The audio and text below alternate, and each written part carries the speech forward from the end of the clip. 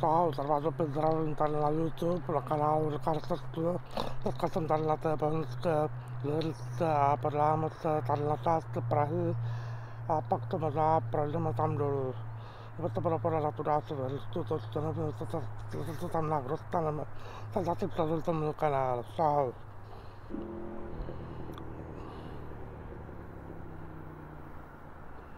Tak se díváme tady na bohnické vyhlice, na Vltavu, směrem na severozápad a západ. Tam dáte je pražské letiště. Dneska je krásný počasí. Aktuálně je velkou asi 22 stupňů a má být 27. Dá se vidět Praha a Pražský hrad. Teďka zde severní strany. A Pečínská rozhledna. Akorát skoro den nebude dát směrem na k Vltavě. Možná na té dávce vyhlice by to bylo vidět, ale jestli tam půjdu, to nevím, protože tady to neznám. Je to těžko přístupný terén, možná se tam dostanu, vidíme. Tam dá se na tu stranu, jak se díváme, tam to nakází divoká čárka a Ryštolavský les.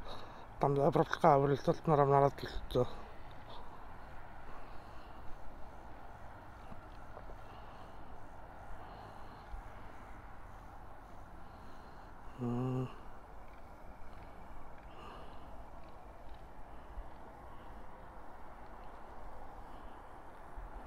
Opravdu pěkný.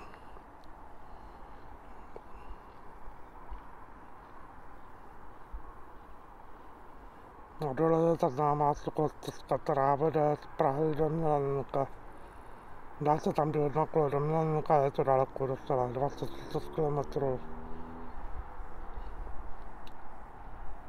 Cyklostezka vede kolem zoologické zahrady a dál směrem to dostanete na Letnou a tak dále.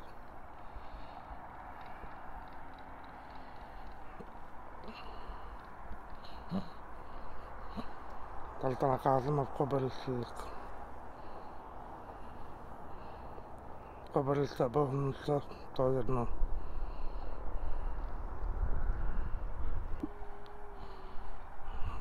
Tady na to tam jede nějaká loď. Okružní jízda asi. Nějaká soukromá, nebo to můžou být taky policajti, to já nevím. Takový dosah nemám na to kameře.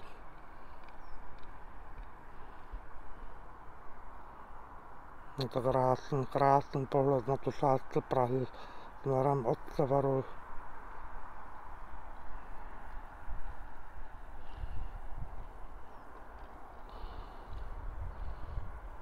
Letadla moc nelítají, menší provoz, než jsem očekával.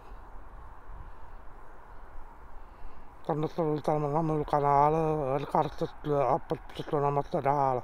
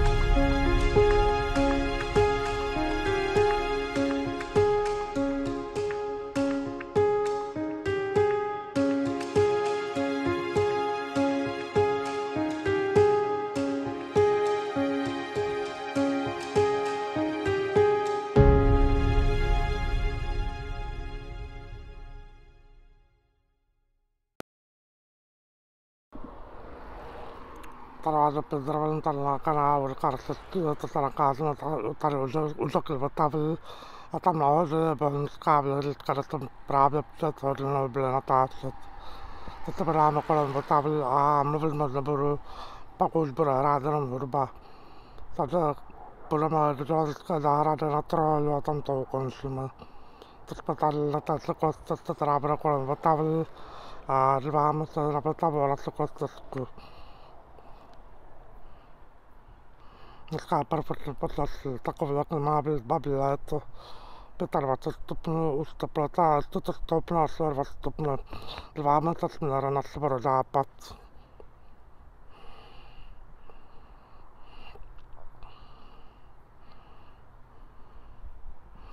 Tastanal taplakna sarolta mukala kartatu aras lulda abra pokrasavat Usbat ma havaru